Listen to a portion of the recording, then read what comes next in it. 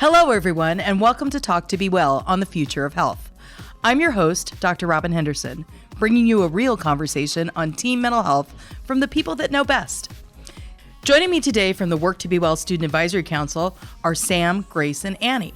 Also joining us is Becca, who serves at Youthline. Our discussion today is about depression. What are the signs? How do we handle it? And how can we help our peers? Remember, everyone, if you have questions for us, we can be found at Wellbeing Trust on Twitter and Facebook, and at the Be Well Student Advisory Council page on Instagram at Work to Be Well. That's work, the number 2, be well. Before we start, I want you to know that the information provided during this podcast is for educational purposes only. You should always consult your healthcare provider if you have any questions regarding a medical condition or treatment. And remember, we're not diagnosing anybody. We'll be discussing topics that might be triggering to some listeners. If you or someone you know is struggling, please reach out to the Youth Line at 1-877-968-8491 or text TEEN to TEEN to 839-863. Again, that's TEEN, the number 2, TEEN. Okay, let's get started by welcoming our panelists to the show. Thank you for joining us. I'd like each of you to take a moment, tell us about yourself and why you wanted to talk with us about depression today. Sam, why don't you kick us off? Hello, my name is Sam. I'm a sophomore, and I came to talk about depression because it's a reoccurring thing in my life. Okay. Annie, how about you? I'm a senior, and I came here to talk about depression because I remember the first time I watched a TV show or heard something where someone talked about depression, and it really meant a lot to know that it was visible and pointed out in a piece of media. Grace? I'm a senior, and I'm here talking about depression because I believe it should not be considered a taboo subject. I think it needs to be taught regularly, and I think mental health is just as important as physical health. All right, and Becca? Hi, I'm Becca. I'm a senior, and I just came here today to talk about depression because it's a very prevalent part of my life and people I know around me, and I think it's important that we let people know they're never as alone as they think they are. So, how do you define depression? I mean, I'm a clinician. I know what the clinical definition is, but how do you talk about it? Annie? I guess it's kind of hard because there is the clinical definition, like you were saying, but also I never want to invalidate someone who thinks that they may be depressed, but they haven't gone to a doctor yet to verify it on a medical standpoint. So I guess I would define it as feelings of sadness and kind of just numbness that go on for such a long time that you feel that it's not something normal and it's not caused by something that you fully understand. Yeah, I totally agree with that. I think it's really hard to characterize it because there's a big difference between depression and sadness, and those things can overlap, but one necessarily isn't the other. But I think something that stuck out to me a lot was when my mom told me if it feels like it's hard to get through every day, then that's not normal and there's something off there. So I tend to kind of go around that definition personally. I don't know if it relates to everybody, but every day shouldn't be a struggle in that sense. So for me, depression feels like sinking in a really deep pool. It's I know people say you feel like you're in a hole, or you feel like you're submerged, or you feel like you're claustrophobic, and for me it just felt like there was so much pressure all over my body, and it felt like I was in the bottom of the ocean, and there was so much just pressure and I couldn't breathe, and it was just feelings of complete and utter sadness and hopelessness. So in my case, I wasn't suicidal, but I didn't want to get out of bed in the morning, and it's not that I wanted to die, but it's that I didn't want to live. And it just thinking about that then reinforced it, and it was a vicious cycle. So I mean, the way that I would define it is uncontrollable feelings of just helplessness, hopelessness, sadness, anger, feelings that you can't shake, feelings that don't go away normally. I feel like the roller coaster of emotions is a very good way of describing it. It is going on a train of emotions that you want to stop, but it won't really stop until there's a reason. You know, you all have brought up amazing examples that are really visceral and really very descriptive and very personal. Why do you think it is these days? Do you think more teenagers are experiencing depression? More young people are experiencing depression than they were before? And why is that? Well, I know for me, it was very environmental. I go to a high school in Portland, and one of our classes in the curriculum is ethics.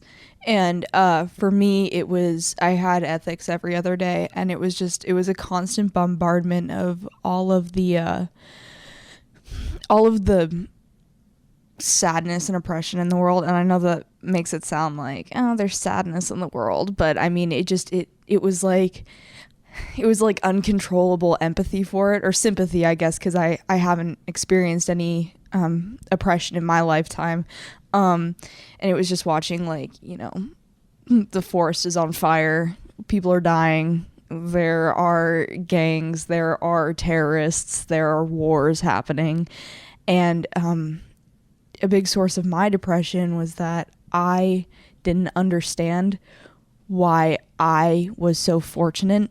I am fortunate. I can't go into detail, but I'm fortunate in my life. And, you know, I would just get bombarded, you know, the news every day, ethics, seeing other people's pain. I didn't understand why everybody couldn't just, like, why the world couldn't just be good. For me, it was the fact that the world was going on, and as she said, there were many problems with the world, and I was just a person out of billions of people, and I couldn't do anything about it. And that was a really hard thing to think. Yeah, building off of what they just shared with us, I think we're in an age where we can't help but not know anything. So it's impossible to just step away from what's happening, whether it's just in your life or in the world, through, like, whether that's because of social media or just the media itself. Like, you can't not know, and that becomes such a burden at times. And it doesn't even have to be a large worldly problem. It could just be like who's hanging out and you're not, like simple things like that happen with teenagers very often. And I think also this generation, something I'm grateful for is that we're talking so much more about these things and trying to break these stigmas. But at the same time, that's revealing other underlying problems, like maybe your depression is stemming from this anxiety or something like that.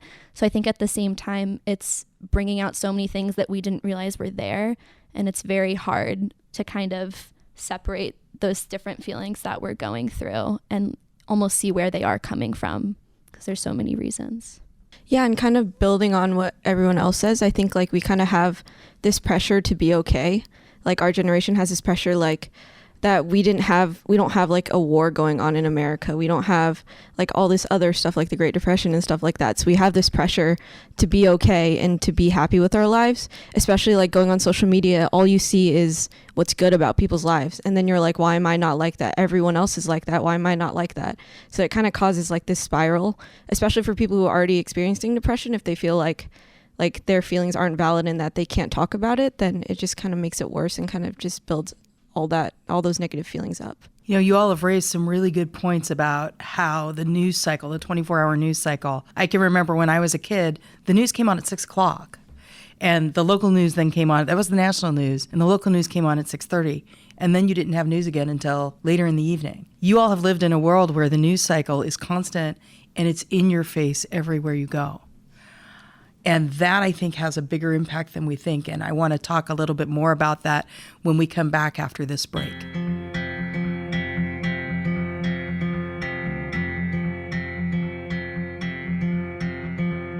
I was only walking through your neighborhood, saw you light on honey in the cold. I stood anywhere I go, there you are. Anywhere I go, there you are. I've been getting used to waking up with you. I've been getting used to waking up here. Anywhere I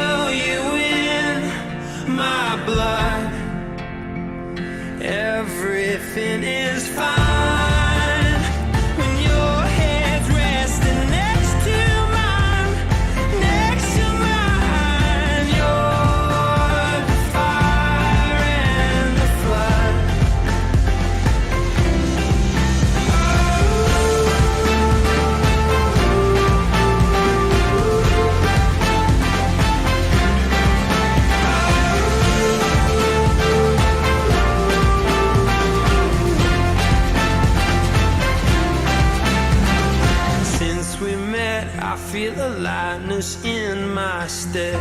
You're miles away, but I still feel you. Anywhere I go, there you are.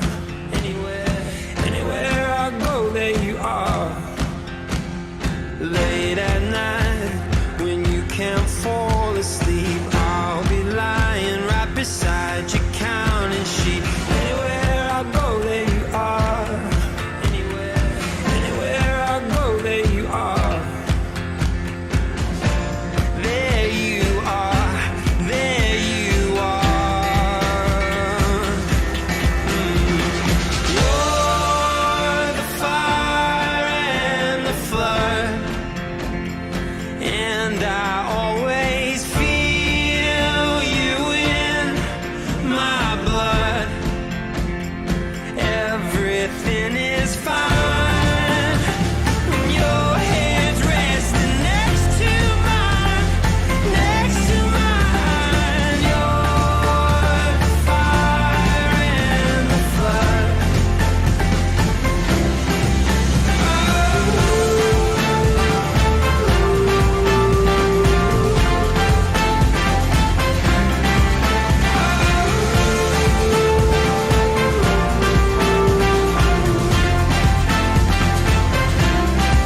Now listen here, she said, boy, when you know, you'll know, and I know.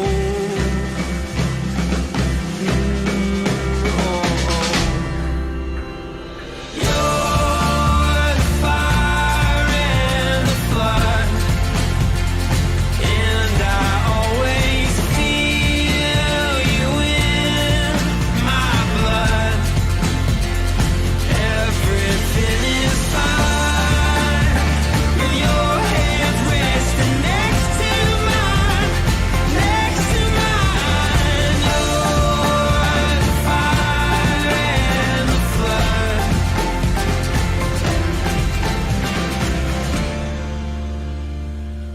And we're back with Talk to Be Well and our guests from Youthline and Work to Be Well Student Advisory Council.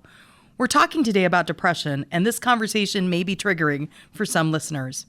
If you know someone who is struggling, please call Youthline at 1-877-968-8491 or text Teen to Teen at 839-863. That's teen, the number 2, teen. Let's come back to the conversation we were having about social media and the impact of social media on depression and that kind of fear of missing out and how those things play a role. Grace, you wanted to share a little more in that. My mother and I have had so many talks about how FOMO is such a real thing, the fear of missing out. And I know that a lot of people might dismiss it as just, oh, well, no one likes to feel left out. I agree. That's a bad feeling. But if you have some kind of underlying disorder or you're prone to anxiety attacks, it's a lot more than just, wow, they're having fun without me. It's like, wow, they're having fun without me. That means that they didn't want to have fun with me. That means that they don't want to hang out with me, that they don't want to be my friend. That means that they don't like me. What else don't people like me? And it's a huge spiral. Another thing on that, I think that why our generation is so mentally not healthy is because we were the first generation to have grown up with iPhones, computers, easy access to the internet. The iPhone came out in 2008, and I have been growing up with that kind of technology, and so it's always been 24-hour news cycles and people hanging out and pretty beautiful skinny women on the internet and, advertisements, and it's just very overwhelming. You bring up a really good point about that social impact of that. There's a kind of a myth out there that says people who are socially active can't be depressed. I'm wondering what you think about that. Can someone who's really socially active and out there also be depressed? Absolutely. I think a lot of people who are socially active, it's kind of like you can put on this mask where you're doing fine. And even people who are in the darkest holes, like you are able to put on a mask and walk through your life seeming fine. And I think one of the most frustrating things, and like this has been said to me, is like, oh my God, you're like the happiest person I've ever met. Like you look like you're doing so well. And you're like, Like it's so easy, and I think since you can like hide behind social media, it kind of ties into that. Like it's so easy to have people perceive you one way when you really feel another way. And that also, going back to social media, that kind of brought up for me, like we've created an unattainable view of what happiness is. And in my personal opinion, like I don't think complete happiness exists. Like it's a very like American thing that like we need this and this to be happy in life. But I think I use a better word, like content. Like what can I do to like leave the day feeling more so content, or leaving like that experience feeling content? Because I think if you're depressed, happy is like that's where you're supposed to be. But like it's so hard to get to whatever happy is. Can the internet bring you joy? I think that in circumstances that like Grace just described, it can bring a lot of just like harm to oneself because of all those expectations. But I do think that it could bring joy, because I know like for me, whenever I felt down, I would have like this YouTube playlist that I would put like all these like happy videos of like dogs and like music performances and stuff in there.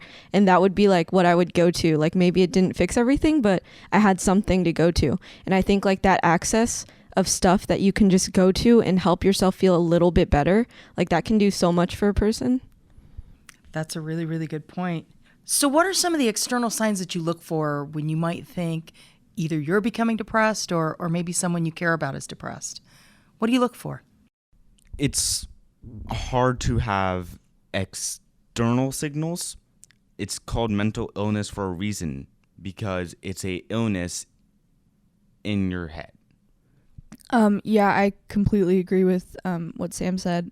What's really hard is sometimes people can just seem a little bit off because they're trying so hard to make it seem like they're okay, even if they're not aware that they are depressed or have a mental illness. Like maybe you're just feeling down and you're trying to convince yourself that it'll end at the end of the day. And so signs that I remember my parents pointing out to me was that I didn't want to hang out with my best friends. I didn't want to carry on conversations. I never really wanted to come out of my room. And I'm an active person. I like staying busy. I can't focus in class unless I'm taking notes. I'm always busy.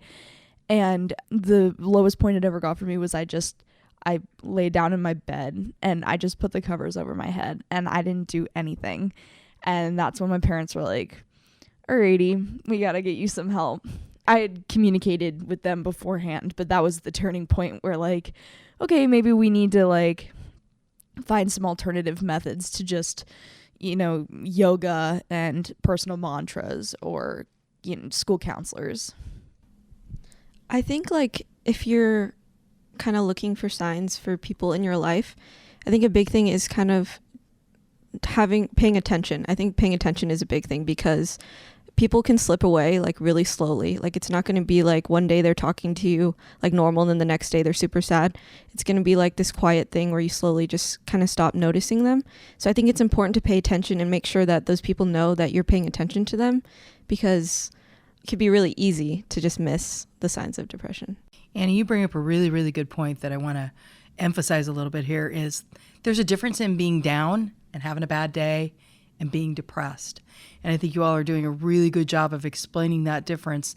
Sam, you want to put a little point on that? It's not just being sad. It's also feeling that you're not all there.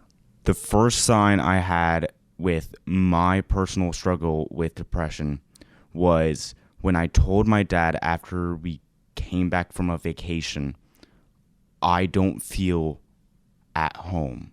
I don't feel like I ever left, and I don't feel well. Wow. That actually speaks a lot to that feeling of where you just don't feel right in your body. Does that resonate for folks? That sense of just not feeling right in your body. And I really appreciate the power in that statement, because that really right there, depression is a mental illness, and it's something that impacts not only your mind, but it impacts your heart, your spirit, your soul, your physical being. You don't feel like moving. You You can feel like you're stuck in concrete. You can feel overwhelmed by the very littlest things. And I want to talk a little bit more when we get into our next session about how we cope with that and what are the things that we can do and what are some strategies that we could give to people who might think that they're dealing with depression. And we'll get into those when we come back on our episode of Talk to Be Well.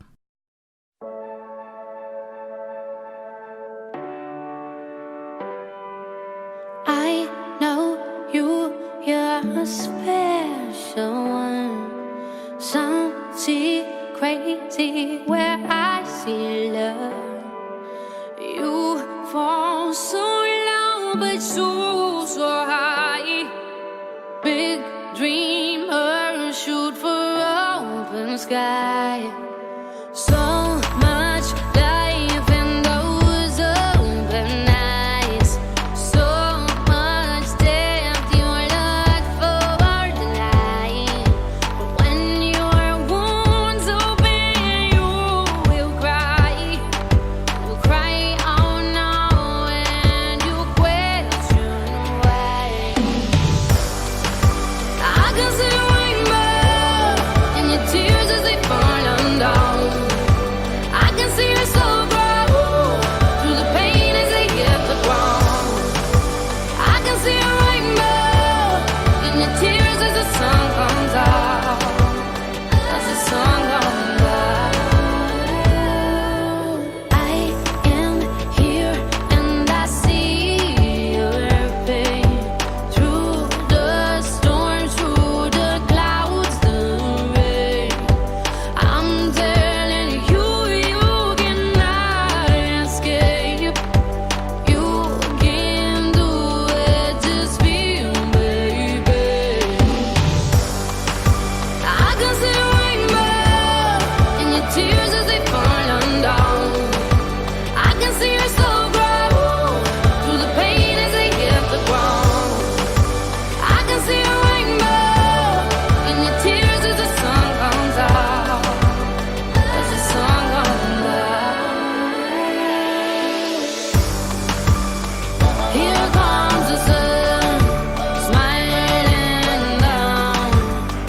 Here comes the sun, smiling down.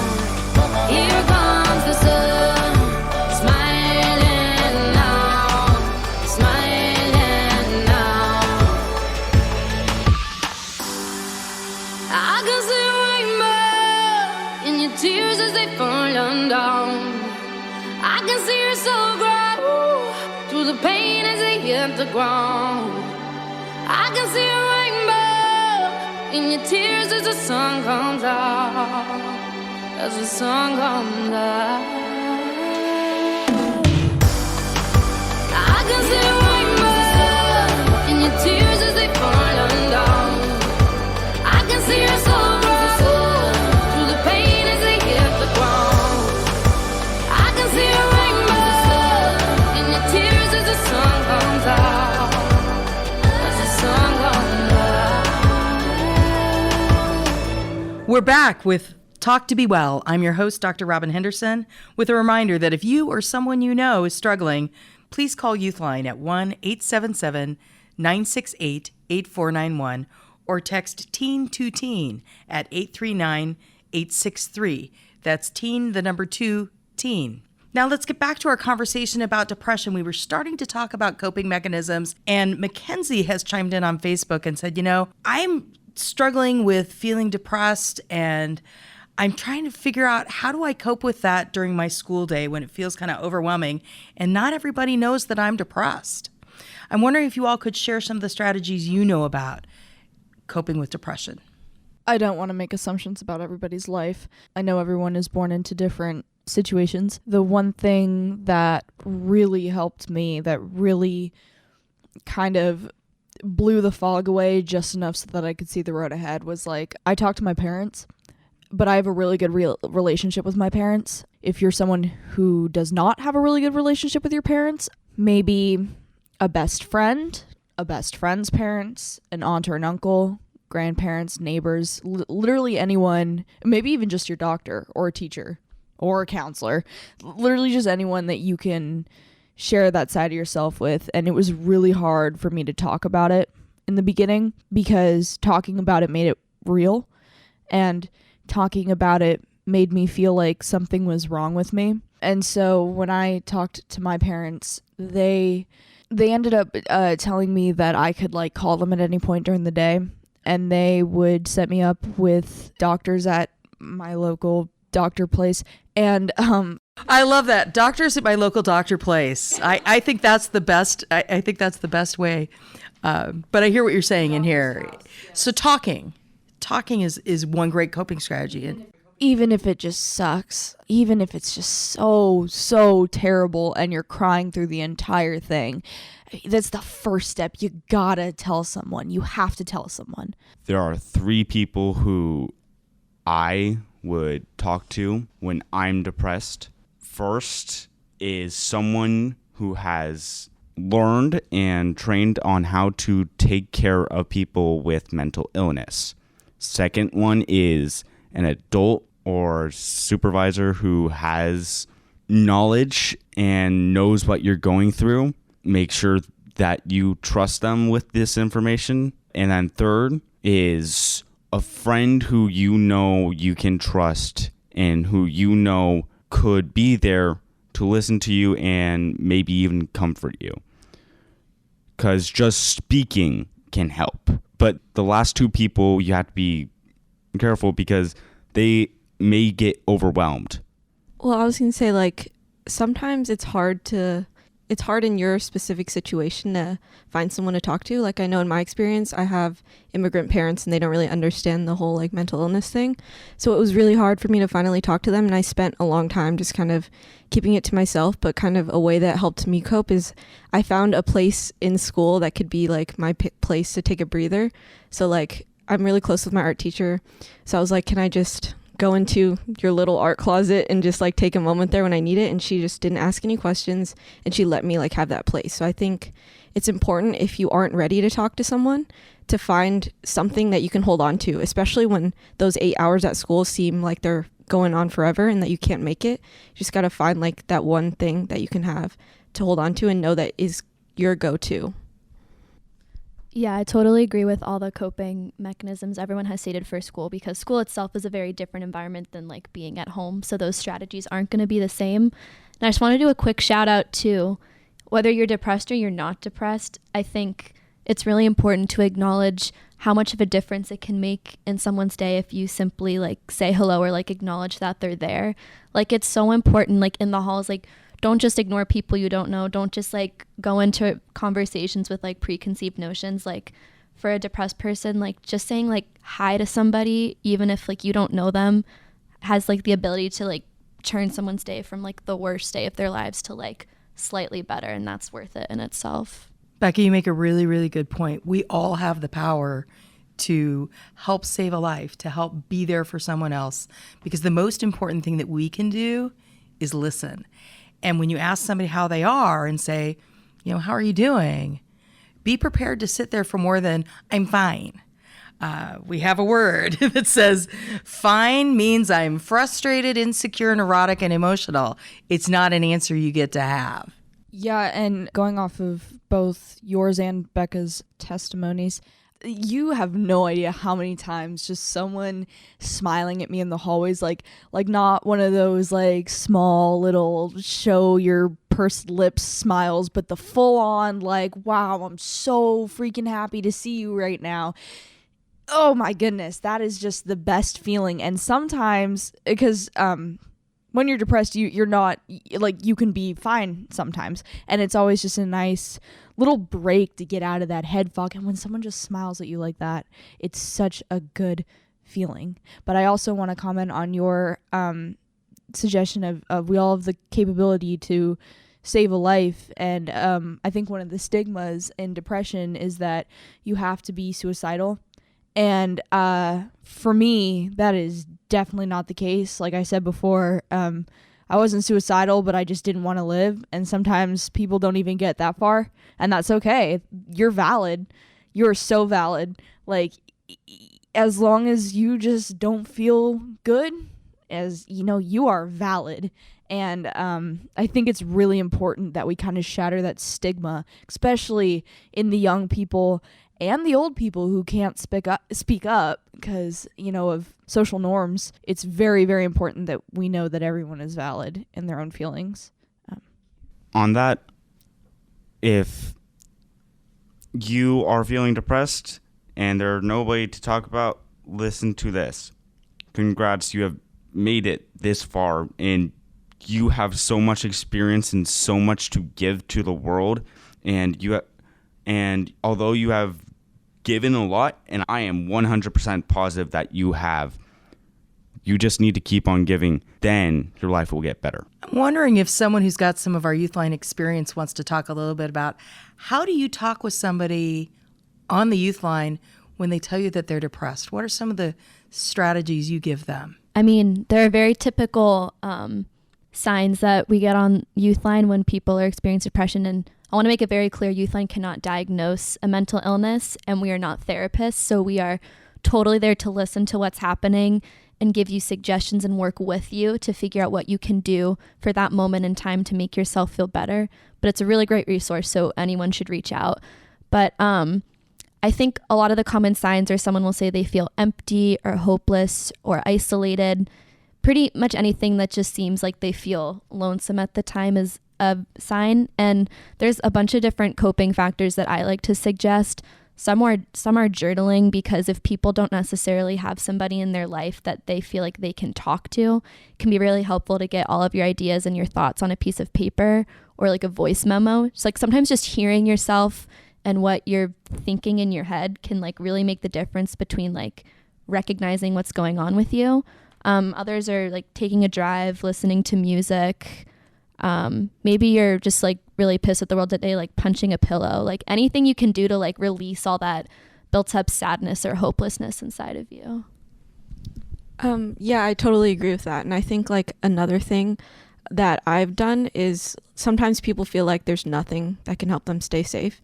And a suggestion would be kind of helping them find someone that they can kind of just be with. Like they don't have to talk about how they're feeling right then, but just someone to sit with, watch TV, anything, because just having like another person in your presence, and it could be like a pet too, like a dog or a cat or any other pet, like a snake, I don't know.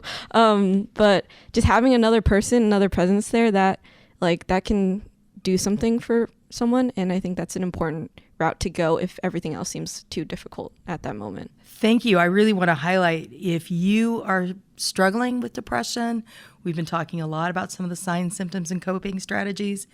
Youth Line is there for you. Call 1-877-968-8491. These are specially trained youth peer counselors who know how to talk with you. They're there with you. They do have, for people who may need help because they're actively suicidal in the moment, they are connected to folks who can get you help right now in real time. And it's a wonderful resource that we're very fortunate to have all across this country. So I want to thank you both for your service at Youth Line. It's an amazing resource. And we're going to take another quick break here at Talk to Be Well.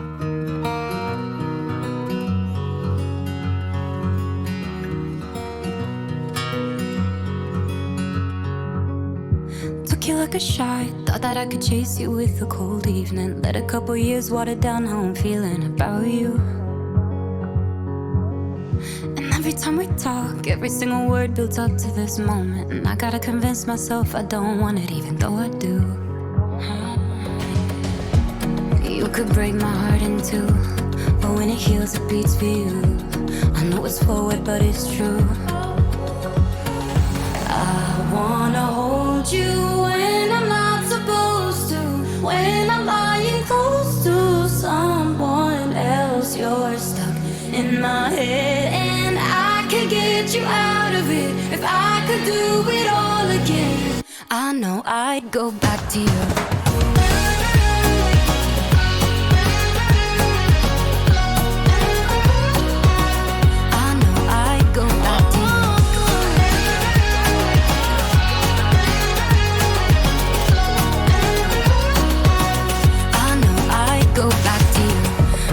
Got it right, playing and replaying old conversations, overthinking every word, and I hate it cause it's not me. And what's the point in hiding? Everybody knows we got unfinished business, and I'll regret it if I didn't say this isn't what it could be. You could break my heart in two, but when it heals it beats for you. I know it's forward but it's true. I wanna hold you when I'm not supposed to, when I'm lying close to someone else. You're stuck in my head and I can get you out of it. If I could do it all again, I know I'd go back to you.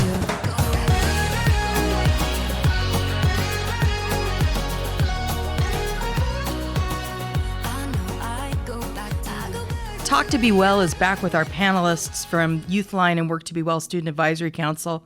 We are talking about depression, and I think it's important to note a Pew Research study recently found that 70% of teens aged 13 to 17 today see anxiety and depression as a major problem among their peers, and they often appear together. So it's very common for depression to be part of another illness like diabetes or an eating disorder or something else like that. I'm wondering, Grace, what does that make you think of? Well, just a quick disclaimer. It is so not advised and very dangerous to self-diagnose. The internet is a terrible place to pretend to be a doctor. So for me, I had anxiety, and my anxiety was like borderline paranoia. So I made it a hobby of mine to diagnose myself on the internet. And I came up with so many obscure diseases. I thought I had cancer at one point, and and that doesn't make sense at all looking back on it. So many wrong diagnoses. And when I ended up talking to my parents, I took a teenager test that they give you at the doctors now. It's required. And I scored like a 4 out of 5 on the major depression scale. And it was very, very shocking because I just thought that I was nervous, just thought that I was like neurotic. And they were like, yeah, no, we're going to connect you with someone and we just like you to talk about it. And I'm like, this is not needed. I'm just nervous. And they were like, okay, you might be feeling nervous, but these other feelings that you are also having, it's not just because you're nervous. It's not just because you get the butterflies in your stomach. It's because you can't breathe. It's because you're so afraid to step outside. You're afraid that a meteor is going to crash right into your house in the middle of the suburbs and it's going to get you, And so going through many, many diagnoses, they diagnosed me with like general anxiety disorder, and then OCD, and then anxiety-induced OCD, and then major depression, and then displacement disorder, I think it's called, which was like the holy trifecta, all three of them. And at this point, I've come to terms with the fact that giving it a label isn't any more validating than just understanding what it is that you're feeling. I get anxious. I get panic attacks. I know I have anxiety. I've been diagnosed by a medical professional. I'm aware that I have OCD. I've been diagnosed by a medical professional, but I don't clean my room religiously. I don't color organize things. And I've been diagnosed by a medical professional to have major depression. But that, again, doesn't mean that I'm necessarily depressed. I mean, suicidal. It doesn't mean that I'm suicidal. And I just want to make it clear that putting yourself in a box might not always be the best thing. So if you think that you're depressed and you're treasure hunting on the internet looking for what might be wrong with you, it's not always going to make you feel better. It's always just good to identify what it is you're feeling and use the coping mechanisms that you've learned just for that time and moment. So some of you participated in passing a bill this last year in Oregon that allows students to take a mental health day. And that was awesome and really powerful. But there were a lot of critics who came out on social media and other places and said, people sometimes just need to pick themselves up by their bootstraps or they're faking it. What do you say to people when they say depression, isn't real? Just come on, get up, let's go. I mean, it's called a mental health day for a reason. That does not mean like a mental illness day. So if you think your mental health is not where it needs to be, like, I don't think anyone has the right to judge you for why you need to take a day to just have to yourself and kind of reposition and like recollect and reflect on yourself. I think that's totally fine. And it's a hard topic when we start talking about like attention seeking and like you're depressed or you're not, because we don't know what's happening in anybody else's mind. I don't think it's our decision to determine those things.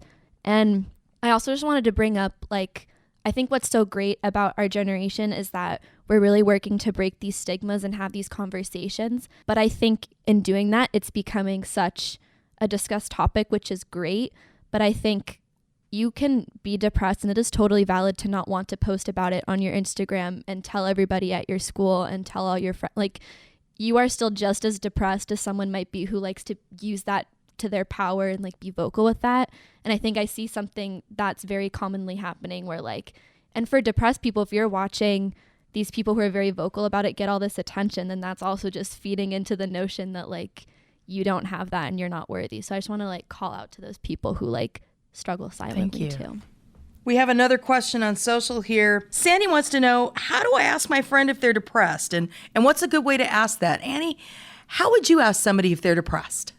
I think it's just good to point out something that is off about them. Like, I know the first time someone asked me if I was depressed, my friend was like, how are you doing? And then I was like, I just feel kind of weird. And she's like, you always use weird when you're feeling off on a day.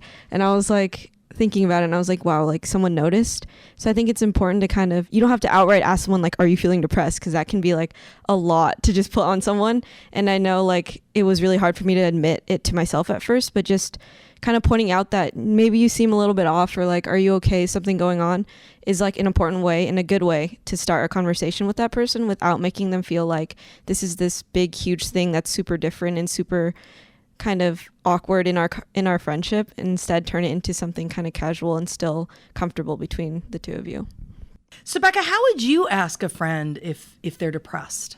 I think everyone covered in terms of like how to approach that conversation. I kind of want to bring up during that conversation, I think it's really, really important, even if you yourself experience depression and mental illness, when that person is trying to tell you how they feel, not saying things like, oh yeah, that totally happens to me, or like, yeah, like I experience that all the time. Like, that's really invalid. Even if you do experience those things, you don't experience those emotions in the same way as the person who's talking to you.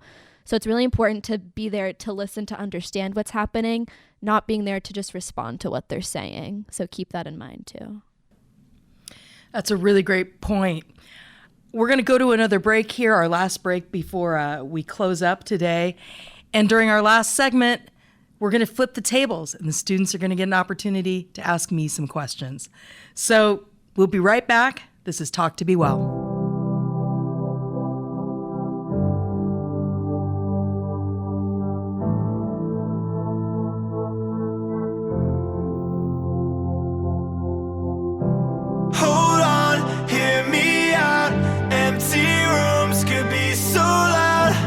I just wanna let you know I'm proud. I just wanna let you know I'm proud. Close your eyes, tune them out. You're right here with me now. I just wanna let you know I'm proud. I just wanna let you know I'm proud.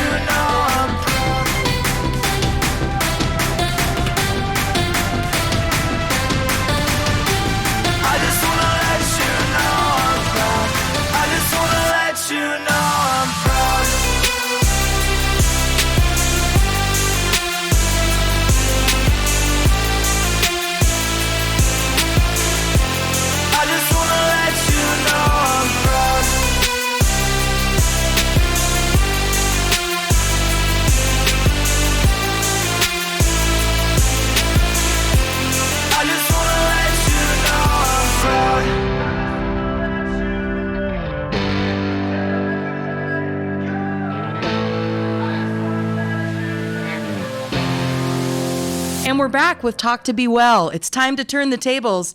And our volunteers from Youthline and the Be Well Student Advisory Council, it's your turn to ask me the questions. So Annie. I was wondering, like, what advice do you have for helping out a friend who's on medication for depression, is kind of having some bad side effects to it, whether that's like mental or physical? So all medications have side effects of some kind or another when we're introducing a chemical into our body. And antidepressants are no different. Many antidepressants have side effects that include things like dry mouth, sleepiness, not being sleepy, weight gain, weight loss, just about everything. I think we've all seen those commercials. But some of the side effects that we don't talk about very often are antidepressants can also have a side effect of making you suicidal, especially when you start to get enough energy and lift out of there. That can be a side effect. Psychosis can also be a side effect. But with any side effect, the first thing you need to encourage a friend to do is to talk to their doctor. Talk to the prescribing person who gave it to them. Don't stop taking an antidepressant just because you're starting to feel side effects, because most antidepressants need to be tapered. And what I mean by tapering is if you're going to come off an antidepressant before you go on to something else or even stop using it altogether, you need to actually do that under your doctor, under your physician, under your prescriber's care, where they cut the dose down and stepwise it. Going off something cold turkey doesn't work, especially with antidepressants. So please, I would encourage your friend to talk with their medical professional. If they don't know their doctor, they can always go talk with their school nurse, and perhaps their school nurse can help hook them up with someone. What is your opinion on the use of antidepressants? Should it be used at extreme cases, and anything lower should just be sort of, there are other ways that don't involve medical use? Really great question. We know that there's a lot of antidepressants out there. I think there are some studies that say 13% of the population is on an antidepressant at this point. And like everybody, all of us are unique individuals. We all have unique compositions. We're at different stages in our lives. When you're an adolescent, you're in the middle of puberty, which there's a whole pile of hormones out at you. So for some people, antidepressants are part of what they need, and it doesn't really matter the severity of their depression. They can be mildly depressed. They can be extremely depressed. It's not really that type of a range. It's really what works best for them. For some people, they are able to manage with exercise and talk therapy. Studies do show that the best management of depression is a combination of talk therapy with a really good therapist and some form of antidepressant. But again, everybody is unique. So what a study shows may not apply to you. For many people, they're able to manage their depression through diet, exercise, therapy, lifestyle changes, all those types of other things, and they never go down the road of antidepressants. But for many people, they do need antidepressants, and maybe they only need them for a few months. Just because you're taking antidepressants at one point in your life doesn't necessarily mean that you're going to take them for the rest of your life. That's why it's really good to keep a relationship with your medical professional. And again, if you're having side effects or you don't feel the benefits of the medication, talk with the prescribing person. Don't just keep that to yourself. They want to know that. I had a recent incident with a young person who decided that they were having side effects. So instead of talking to their prescriber, they just stopped taking their medication. That's not a good thing. That actually can have some pretty bad impact, especially on somebody who's going through puberty. I had a question about kind of characterizing different types of depression, because that can show up in different ways. So can you speak to how depression is like a range of different types of depression? Absolutely. Depression goes from everything from situational depression that could happen because you've had an acute stressor in your life, maybe a death in the family, maybe a death of a beloved pet. But it's some type of an acute stressor that creates that situational depression. We sometimes call that an adjustment disorder, to kind of a low-grade depression that we'll call a dysthymic disorder, which is really kind of that low-level chronic depression, has not quite reached the level of a major depressive episode. To go all the way to a major depressive episode, which may require more significant intervention, especially like the medications we were just talking about, and can even have what we call psychotic features. One of the hallmarks of major depression at times, especially in young people, can be that sense of being outside of your body, being mildly psychotic, having those feelings of not really feeling that you're in your body, or hearing voices or hearing other types of things. Those are normal signs of depression. They are scary. They are definitely signs that you need to talk with your parents, with a teacher, with a trusted adult, or your medical professional, because those are things that we need to know so that we can help get the right appropriate treatment for you. But depression also can be just the blues. You've heard people talk about postpartum depression and the baby blues, we call that. Two very, very different things. When you have a baby, that's going to be a stressful time. You're going to have some of those lifestyle adjustment changes. But postpartum depression is a real thing, and it's generally caused by a hormonal imbalance that is very, very treatable and something that we need to watch for. A lot of media describes mental health in visual or readable form. Do you have any certain types of media that you would suggest for people who do not have mental illness to go and check out and sort of figure out how to understand it? Our friends at Lines for Life have a really great website where they've curated lots of great resources about all kinds of mental health issues. You can find their website at www.linesforlife.org. And on their website, they have age-appropriate things for young people, things for veterans, things for adults, things for seniors. But they really are a trusted place that I often use myself to help with people finding resources and information at a variety of different levels to read. Another great place, especially for adolescents, that I go is the American Academy of Child and Adolescent Psychiatry, the American Academy of Pediatrics. These are places that have very trusted websites.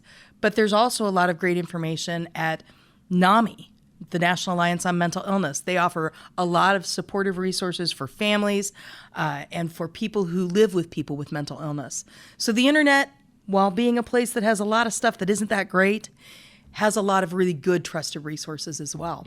I know we kind of chimed into this earlier about the difference between depression and sadness, but as like a professional, how would you describe that difference? I think you all said it really, really well, that feeling of being, and it was something that Grace talked about, of just feeling like you can't even move, like you can't get out of bed, that all you want to do is pull your covers over your head and sink into the concrete. The feeling that you've lost hope, that's one of the biggest indicators of depression. If I can't find my hope, then that's a place where I know, for me, I'm sinking into depression, and that's very different than sadness.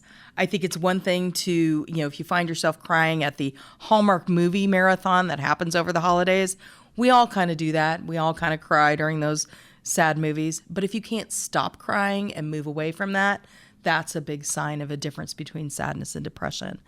The inability to feel also can be a sign of depression. When you realize that you should be feeling something and there's just nothing there. That's one of the clinical signs also that we look for. But a lot of it has to do with that inability to function throughout the day, the changes that happen in your daily life where you realize that today, in 6 months ago, I was jogging 3 times a week. I was out doing my, social life. I was going to school. I was energized. And 3 months later, I'm not able to get up in the morning to go to school. I've lost my appetite. I don't feel like engaging with my friends. I've stopped running, all those other types of things. It's not just an hour. It's not just a day. It's not just a week. It's a period of time. But anytime that you're seeing those changes, and I think this is another important thing to address, adolescence is a tough time. You have hormones racing through your system all the time, and they're bringing up different types of issues. There's new feelings. There's all kinds of issues with relationships. Please see our podcast on relationships. It was actually really quite well done at Talk to Be Well. But all those types of hormones can bring on depression, stress, anxiety, and things that we've talked about. And that's perfectly normal. What's not normal is when that doesn't stop. As a mental health professional, what would you say to encourage people to reach out who are kind of feeling hesitant about going to a therapist or a psychiatrist about what they're going through? I think the first place to reach out always is to your primary care doctor. When you go see your primary care doctor and say, I'm just not feeling right, this is part of why, especially in adolescence, we encourage an adolescent well visit every year. And you'll find they're going to ask you, they're going to give you that handout that says, are you depressed? And you're going to check them off and go, yes, yes, no, no, yes.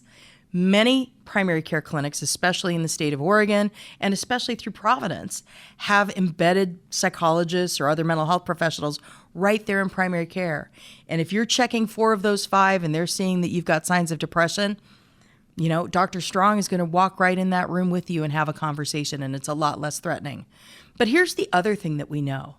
Sometimes depression or anxiety can be a sign of an actual physical illness. It can be a sign that maybe you have diabetes, or maybe you have some other type of physical health condition that hasn't been diagnosed. That's why it's really important to go see your doctor on a regular basis, to be honest about how you're feeling and what you're feeling, because it may not be depression. It may actually be something else. Another good reminder, many of you play sports, and we have a lot that we hear about concussions and things like that, head injuries, getting hit in the head with a soccer ball, getting dropped on your head while cheerleading, any of those types of things that happen.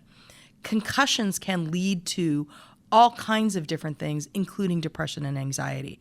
So if you have a head injury while you're playing sports or anything else, I remember I had a student who came into our concussion clinic, and they literally had been sitting in their classroom, with their chair a little bit off the ground, and they fell over and smacked their head on the back of the ground. They'd never played a single sport, but they had a good concussion from leaning back in a chair and hitting their head. Those types of things are really important to follow up on. It's very important to report that, see that, talk about that.